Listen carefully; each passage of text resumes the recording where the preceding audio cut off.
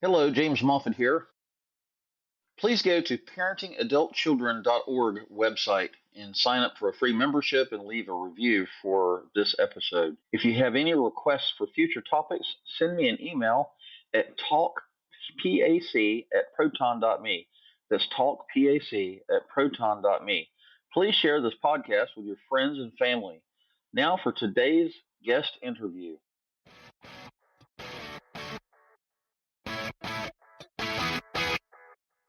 Welcome to the podcast ABCs of Parenting Adult Children. Please join us as we discuss parenting adult children and the unique struggles that it comes along with.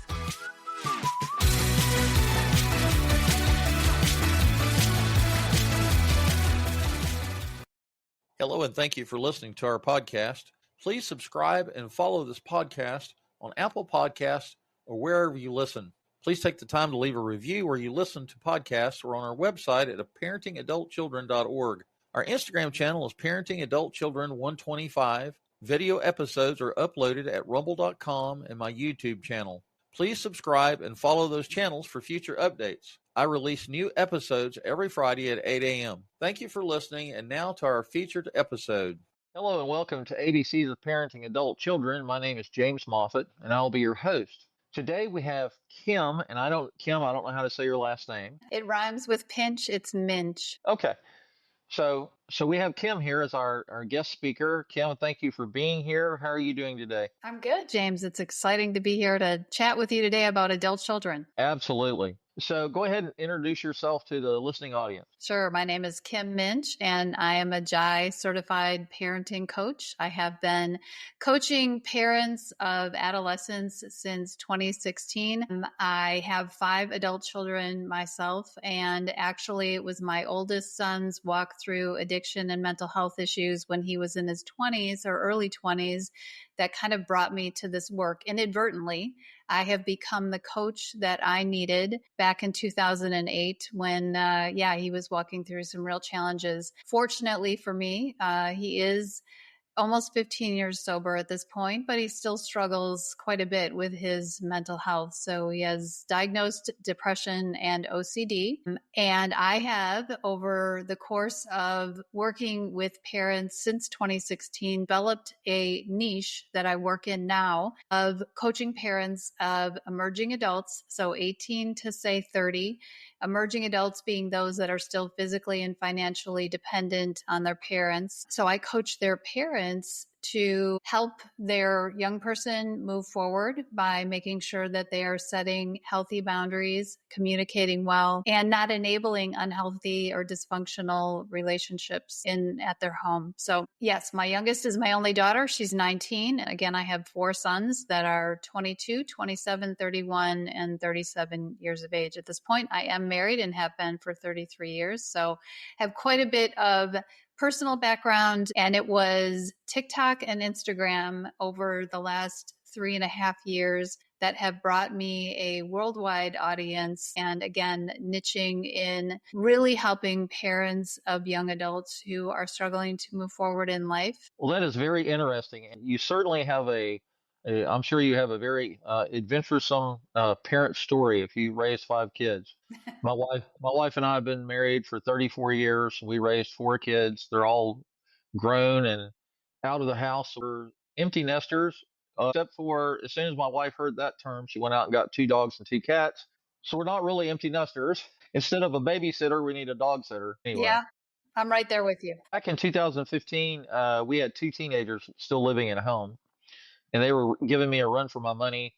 And I was doing everything I could not to wind up in prison. And I told my wife, I said, "Hey, her name's Katie." I said, "Katie, let's start a Facebook support group for parents and see if there's anybody else out there dealing with these sorts of issues." And we started out with 10 members, and today we're at like 1.3 thousand. And so there are a lot of parents out there that are looking for advice, support, hope, redemption. We love our kids, right? And we want the best for them. We want them to have the best life possible. And we don't want to, well, you see all the gray hair I have, right? You know where that came from. Me too. So, failure to launch and boundaries are 2 recurring themes in our podcast. and as well as on our private podcast or private Facebook group, I should say. So in May of 2023, I thought, hey, I was kind of getting interested in podcasting, and I started accumulating equipment. And I'm an IT person by trade, so the technology was pretty easy for me. I still had a learning curve when it came to podcasting and audio and video and all that. So I wanted to provide parents with something they could listen to, like when they're going out on walks, going to the gym, driving their kids to school or to, athletic events or whatever. So I wanted to kind of supplement what they were getting on our Facebook support group. I was on Spotify up until just recently, and we had like almost 6,000 downloads. So I think I don't have millions of hits or millions of downloads, but I think it showed me that there's a lot of interest. And it seemed like 80% of those listens or downloads was off of Apple Podcasts. So a lot of people use their iPhones and Apple Podcasts to listen to their podcasts. So that's really wonderful. Yeah, it is wonderful. And I want to, if you will allow, I'd love to go back to speak to your term of failure to launch, which is actually, I'm sure there's many resources for this, but it's a book that I recommend often by Dr. Mark McConville. Maybe you've heard of it? Yes? No, I haven't. Okay. Well, and I think it's a wonderful book, but it is also a term that I think is kind of negative and sounds kind of final. So I'm actually in the process of co-writing a book at the moment with a gentleman who coined the phrase "lost in place." So we are writing a book called "Lost in Place: A Guide Forward for Emerging Adults and Their Parents." Because I feel like if you are lost, you can be found, and that is my goal, is to help parents. And in the case of my co-writer, he works with emerging adults. It's his second career. His first career was an engineer and he figured out how to make Purell. He was part of the team that created Purell. Wow. Of all things. Yeah. So then he retired from that, and he's been helping stuck emerging adults for the last several years. So we've gotten together and we're going to write this book, hopefully by the end of this year. But the term, lost in place really is when, young people get stuck and they're feeling hopeless and they're sleeping all day, gaming all night, smoking marijuana or drinking, coping in unhealthy ways. And their parents get as stuck as their young person does. When the young person is stuck, the parents are stuck. So my goal and what I do is really help the parents become unstuck so that they can affect change in their home. I really like that. And this is one of the things I love about this podcast is I get to talk to subject matter experts such as yourself that bring a host of reference material and knowledge that either I or my listening audience may not have. And I didn't really know what else to call, because failure to launch is something I hear all the time. But I like the positive connotation of lost in place. Of course, I keep thinking lost in space, right? The yeah, Will that Robinson, show that danger, yeah. danger, Will Robinson. But and maybe some of that might relate to this too, right? Lost in place. But I like that. I'm gonna change that topic in my repertoire, I guess you would say. Good. Yeah.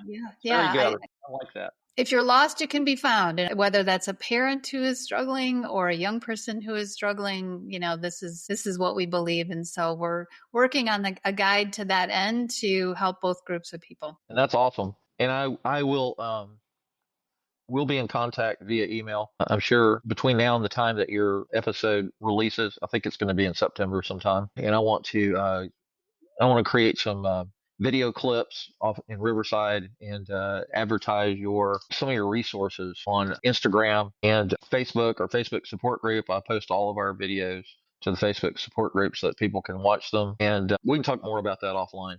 Yeah. So anyway, that's wonderful stuff. So go ahead and tell me a little bit about your parenting journey. I mean, you already said you have 5 children. I do. I have 5 children, and yes, it was my oldest. So I became a mother for the first time when I was 18 years old, and right at the end of my freshman year in college. And it was a significant change in my life. I grew up in a very upper middle class Midwest home. parents were married and I got pregnant. And that was a very jarring and disappointing, I guess I would say, situation. I'm the oldest of three. And my father told me that I needed to, if I was going to keep my baby, that I needed to move out of the family home. So I became a single parent. Yeah, had to figure it out and ended up applying for welfare benefits. So I went from this kid who had a private Catholic high school upbringing, vacationed several times a year, fortunately, had a very nice upbringing, and then kind of had to figure out, navigate the welfare system and becoming a single parent. And so that was a journey that, I think in part, I do feel like it turned out for the best, but it could have gone probably any number of ways, right? Sure. But it was really my first forte into becoming an adult and having to figure things out. And I did remain with my oldest son's dad for the first couple of years, but it wasn't a healthy relationship. So fortunately, I did move on from that. However, I still had to co-parent with him, of course, until my son became an adult. And I then went on to marry my now husband. We've been married, it'll be 33 years in May. And had 4 kids with him. But my oldest son, went between 2 very different households while he was growing up. And I think, quite frankly, part of the reason he probably started drinking and had some mental health issues was because he never felt fully accepted, maybe, in either place. And I have a very good relationship with my son. We did, even while he was a teenager. There were, of course, bumps like everybody else experiences, but we really had an open relationship. But again, I think because he was going between 2 very different situations, he never really felt fully accepted or understood in either place. So, walking with him through his addiction to alcohol when he was in his early 20s is really what opened my eyes, not only as a parent. I knew I wanted to parent him differently than I had been. And I also knew I had 4 kids behind him that I was going to have to bring through their adolescence. And I wanted to learn a more conscious way of parenting. I think when I went through my major challenge at 18 and pregnant, my parents handled it a certain way.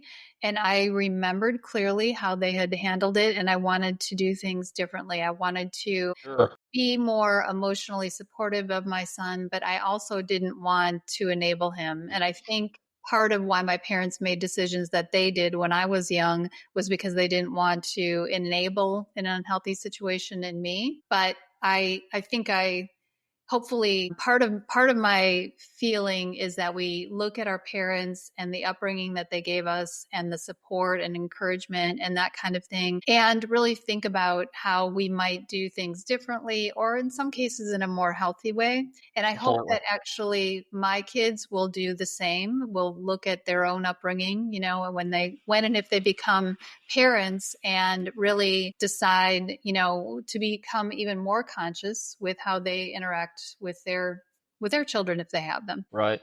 Yeah, and parents, we don't get manuals, right? You have a bouncing baby boy or girl, and they give you a bag of diapers and pat you on the head and send you on the way and say good luck, right? And so I think we're hardwired to parent our children the way we were parented. Yeah. And I had a horrible childhood personally. Me and my sister were adopted in Germany. I'm very thankful that the military family that adopted us brought us back to America and gave us a chance at a better life, right? And they certainly gave us a better chance with regards to uh, physical needs and a roof over our head, food, new school clothes every year, all those educational things that we needed, all that. But one of the things that they were lacking in was showing or demonstrating love to their children. Mm-hmm. And my dad was a drill instructor and my mother was Austrian, and so they were both raised in a very authoritarian families and backgrounds. And my dad struggled with alcohol a little bit, and I remember my mom and dad fighting over that. Anyway, so once I got married, this is my second marriage. First marriage, I have a 38-year-old son that came from that, and unfortunately, his mother and him are both gone now. But he was certainly a bright spot in that relationship, even though the relationship was a little bit we should have never gotten married. We were way too young. We thought we were in love, but we weren't. It was other things, hormones going on, yada, yada, yada. So when I started having other children and I started maturing between 20 and 26, I'd say I was a dumpster fire, right? I was overcoming a lot of garbage in my life, overcoming a lot of childhood trauma. And at the same time I was overcoming the childhood trauma, I was also learning how to be a husband, a good husband, and I was learning how to be a good father. And so I listened to James Dobson a lot, way back when. He's Mhm. a Christian psychologist, parenting expert of that time. Mhm. So I learned a lot of parenting skills through him. And and I knew that it was going to be a struggle when it comes to demonstrating love to my kids, right? Because I never had that personally. And so I didn't know how to. I struggled with learning. That's a very difficult thing to just pick up and learn, right? If you didn't have it, if you Sure. didn't have that as a child, then you're like, how do I do this? And so I just did the best I could with what I had. Were we perfect parents? No. Did I Mhm. make mistakes? Did I revert back to my childhood at times when I reacted to my children? Absolutely. I Mhm. had to say I had to say I'm sorry a lot, and I tried to be transparent with them.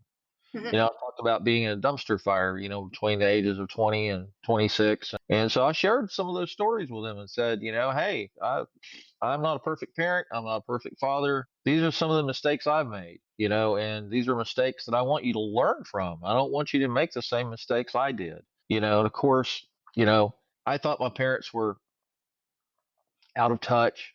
They weren't in touch with reality. It was, I graduated high school in the 1980, and they were from the 50s and 60s, and like, what do you know? This is 1980, and I think all children think that, right? You're like, okay, mom, okay, dad, yeah, Yeah, sure. I'm sure Like, my kids feel that way.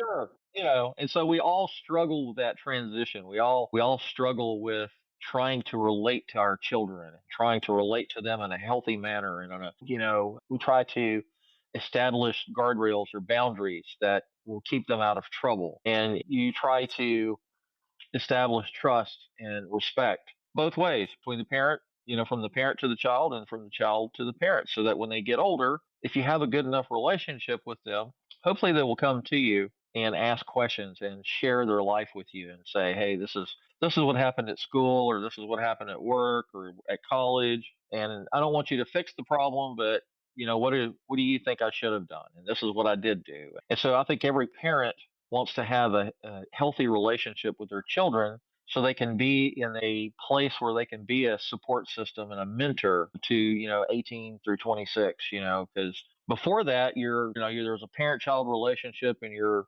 actively involved in their everyday activities, and you can establish rules and ground rules and boundaries and guardrails and discipline and all of that stuff, right? Yeah, for sure. And I think that we don't talk enough about the transition in parenting that takes place, say, post high school. You know, Right. this chapter of parenting, this emerging adult chapter, can really influence the type of relationship we have with adult children. And I don't think parents are anticipating that. I think it's very physically demanding when you have young children, but as they grow older, and certainly through their teen and 20 somethings, it is mentally really exhausting at times for parents. Amen. They're so afraid that their kids are not keeping up with the other their friends' kids, and now we have all this information coming at us with social media and Facebook, and have for the last decade, so people can always compare whether or not my son or daughter did go to college and yours didn't, or mine has achieved this thing. And I think this has had a lot of influence on parents. You referred to something earlier, and it's something that is said often, and that is, we kids don't come with manuals. And I truly believe, though, that we are the manual on which our grandchildren will be raised. And when you think about it like that, it puts into perspective, not that we need to be perfect parents, because that is not possible to meet every child's physical Right. and emotional need all the time, but to keep very present in your mind that how your children grow up will affect their parenting.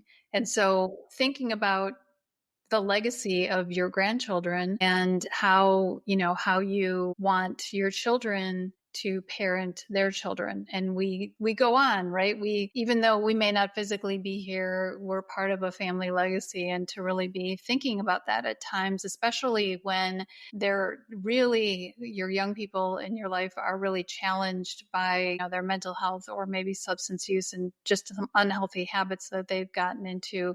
And it's easy for us as parents to get frustrated or to feel disappointed. And I learned while my son was going through his active addiction that I truly did not know why he was in the world. I truly, I knew there was a point at which I knew I had no control, because every time I tried to control him or the situation, things seemed to get worse. So what I realized is I don't know why my son Nick is here in the world. All I can do is love him where he's at and not enable his self-destructive behavior. So, for example, he ended up in jail a couple different times and not bailing him out of jail. And to this day, he credits in part the way I parented him during that very dark chapter in his life to the reason that he is sober today. Parents, you have to do some very difficult things at times with the intention and the hope that it will help the emerging adult or adult child in your life to turn themselves around, to choose themselves, and to choose a healthier way of life. Yeah, parenting can be exhausting. And, when I think about it, you and or your spouse, you're probably working, you're paying the mortgage, car payments, insurance, putting food on the table, trying to provide the needs of your children. And you get really consumed by that. And so we have to be very intentional with how we raise our children. And we have to, especially fathers. I had a father on yesterday, and we were talking about what it means to be a good father, a good dad. And part of that is being emotionally engaged with the children, being present in their lives and showing interest in what's going on in their lives, right? And so yeah, that's real good stuff. And transitioning, one of the things we talked about yesterday is that parents and adult children are both transitioning. It's not a static position that we're in. It's very dynamic, it's very fluid, and we have to be cognizant of that, and we have to have, what do they call it? Emotional maturity, Yeah. uh, Yes. emotional intelligence.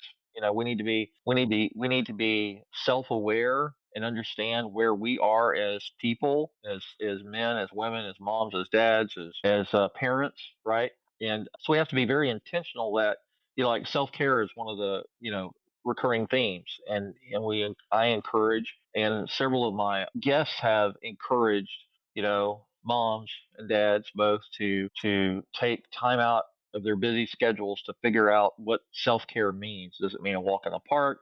Does it mean sitting in the car listening to a podcast?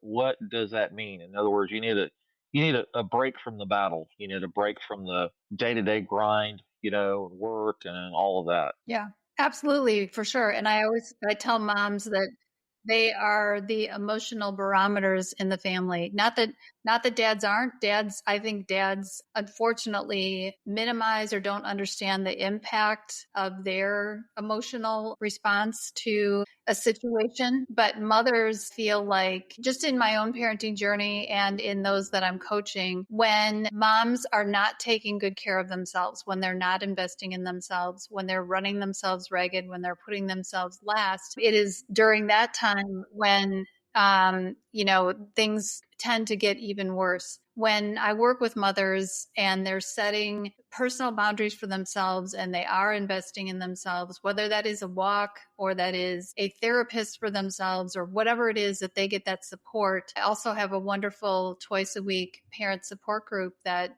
that really meets and helps parents of emerging adults. Parents feel alone when they're struggling with this 20 something or sometimes even 30 something. They're not moving forward in their lives. Parent support is definitely important, whether they're 2 or 12 or 22 years old, because again, when mothers are not taking care of themselves, and when they, let me go back and say, when they are taking good care of themselves, it ripples out to everybody else in the family. At least I've seen that. Right. And one of the things I like to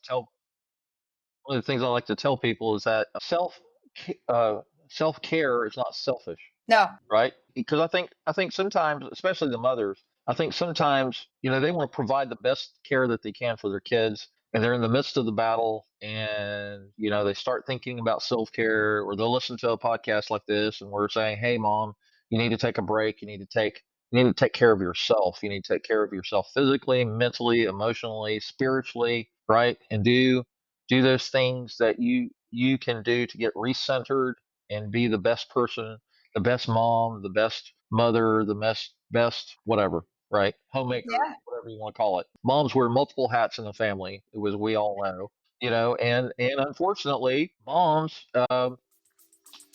probably carry a majority of the burden for raising the kids. Stay with us. We'll be right back. Hey there, James here, James Moffat. I wanted to let you know about our current sponsors. These people sponsor the podcast financially and help to underwrite the cost of producing this podcast. And I want to say thank you to them. So Michael Evan Blair is with whenindoubt.spinitout.com. Richard Jones is with secondstarts.com. Addiction Recovery Program. Jonathan Nall, he's the author of Final Approach or finalapproach.com. Kenny Dupar, author of Scoundrels in Iraq. Scott Yamamura, author of Financial Epiphany. Mary Toko is a vocal advocate for vaccine education and parental rights. Andrew Ryan Profashi is a cult and cancer survivor and the author of The War on Love. Melissa Crook is a podcast guest, and she is the insightful and compassionate host of the Feel, that's F.E.E.L. podcast. All right. Thank you for listening to this. And now back to your feature presentation. Well, maybe emotionally. I mean, they definitely do their share, like physically, for sure as well. But I feel like moms really carry a lot of the emotional burden as to how well their kids are doing, as a reflection of how well they're parenting. Right. That's for sure. So, talk about parenting through adolescent addiction.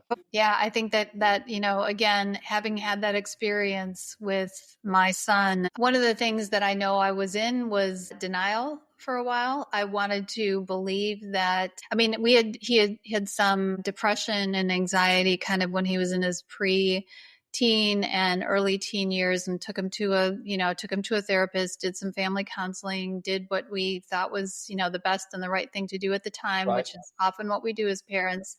What I didn't realize, although there were some signs of it in looking back, was the unhealthy coping skills that he was developing. He, was stealing liquor from the cabinet at, in the nighttime hours after I had gone to bed.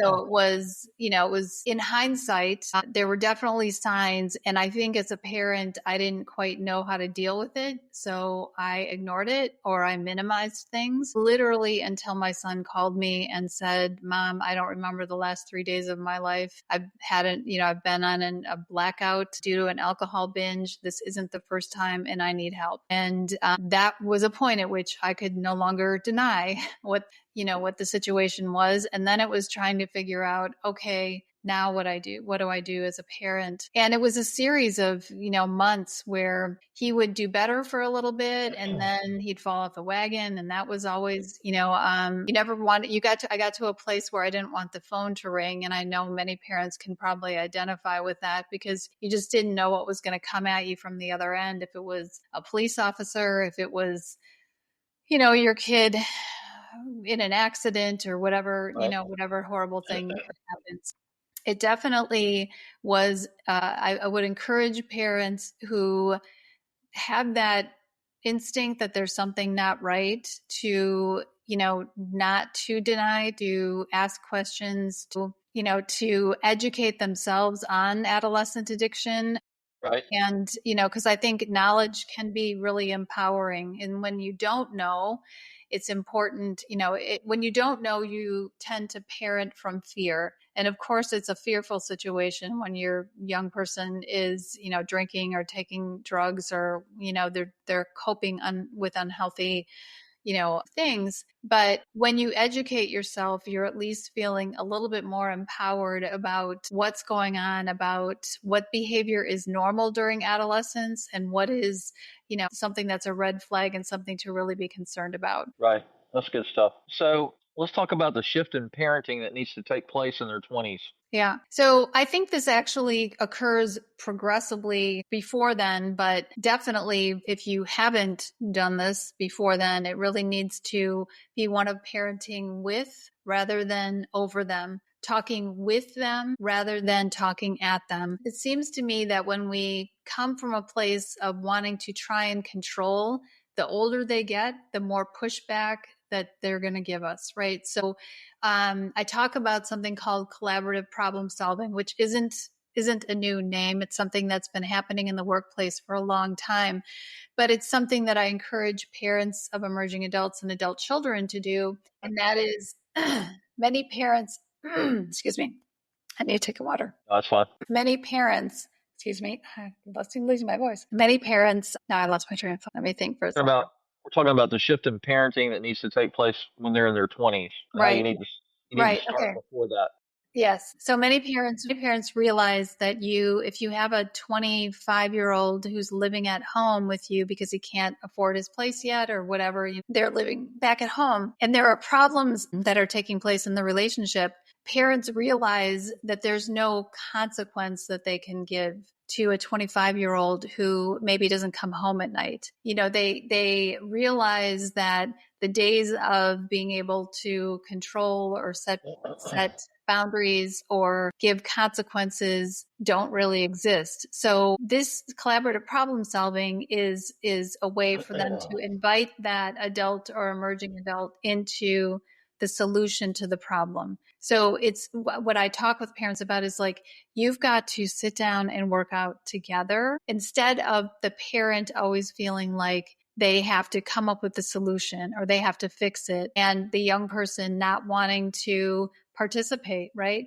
They have to have some buy-in into solving the problem together so that they're a willing spirit and not just being told what to do. Very good. That's wonderful. All right, so I'm going to give you 3 to 5 minutes to provide the listening audience with a little elevator speech, What would you tell moms that are out there, and even dads, that are struggling with, their kids transitioning from the teenage years into becoming an adult? Yeah, I think what's required is something that I call the 4 C's and operating from the 4 C's. One is clarity. When parents, especially if you're in a married couple, when they're not on the same page or their words and their actions aren't in alignment, if there is an unhealthy dynamic going on, it's going to continue longer if mom and dad are not parenting from the same page, right? So clarity, where do you stand as a parent? Where at times might you be going against your personal values because the emerging adult or adult child is maybe making lifestyle choices that are not in alignment with the beliefs you tried to raise them with? So parents really getting clear on where they stand in certain aspects of their adult children's lives, coming from a place of calm, which can be incredibly difficult when your kid is triggering you, right? Nobody triggers us like our kids. So when that is taking place, I talk with parents about what does that feel like in your body when you're being triggered? Because that is your personal cue to know my heart is racing, and that's what happens when I start to get triggered by my son or my daughter. So I have a choice right now. I can either go down the same path that I have done and yell and lecture and everything shuts down and there's a disconnect in the relationship, or this racing heart tells me I need to take a few breaths. I might need to leave the room for a minute. I need to gather my thoughts so that I don't say something that, is not going to be received well and make the relationship worse. So coming intentionally from a place of calm. The 3rd C is confidence. It's I feel one of the biggest challenges that we have with parents right now is they feel a lack of confidence. Okay. And that lack of confidence means that they're they're trying to come from a place of control instead of confidence. And the confidence is so important, especially with a young person who is struggling, maybe with their own self-image or self-esteem. Telling their kid, parents tend to focus on what their kid is not doing and what's not working. And when I will tell them, I need you to start really observing when your kids are doing well, when things are going well, so that you start to focus more on how they are adulting well. And that encouragement that you saying you're capable, I believe in you, I've seen you do this and this and this, is the kind of thing that they need to help them move forward, as opposed to hearing, you're not doing this. If you just did this like your brother did, that kind of thing is not helpful. So parents coming from a place of confidence. And the 4C is consistency, a consistent message. It's very important. And sometimes things, you didn't get to where you are with your emerging adult or adult child at this point. You didn't get here overnight. So when you start to show up differently, when you start to parent with them rather than over them, it is going to take some time for those changes to take place. So being consistent in your words and your actions, and realizing that it's going to take some time for changes to occur. That's wonderful. Thank you for sharing that with us. Yeah. So, Kim, thank you for being on the podcast episode today. I've really enjoyed listening to what you have to say, and I really feel like you're going to bring a lot of value and hope to parents that are listening to this podcast episode. Thank you so much. I appreciate your having me on and being able to have the opportunity to share a little bit about what I do. Yeah. And to the listening audience, I want to say thank you for the privilege of your time. You can listen to this audio version of the podcast on iHeartRadio, Apple Podcasts, Public Radio, Amazon Music. You can watch and also activate.fm. I have a website, parentingadultchildren.org. That's parentingadultchildren.org, and on there you can get my contact information. You leave me an email, you can leave me a voicemail, and I'll respond. So you also will show an upcoming show schedule where I put like the next 8 episodes that are coming in the current month or the month after that. There's also a review tab at the top of the website. If you'll click on review and leave a review on whatever episode you're listening to, and if you like it or whatever, just leave a little review. If you're on Apple Podcasts on your iPhone or your iPad or whatever, you can do that straight from Apple Podcasts. You can listen to the episode, you can click leave a review, leave us 5 stars. Now, leave as many stars as you can, and leave a review and let us know how you liked it and how it resonated with you. I release a new episode every Friday morning at 8 a.m. Again, thank you for being here. And having said that, I'm going to say goodbye. Please tune in next week for another episode of our podcast on parenting adult children.